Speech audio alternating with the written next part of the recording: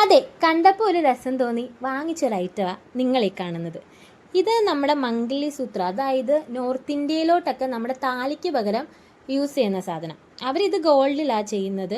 നമ്മുടെ കരിമണിമാലയില്ലേ, അതിനോട് ഏകദേശം സാമ്യമുള്ള ഒരു ഐറ്റമാണ്. ഇത് വേറെ ഡിഫറെൻറ്റ് പല പല ഇതിലുണ്ട്.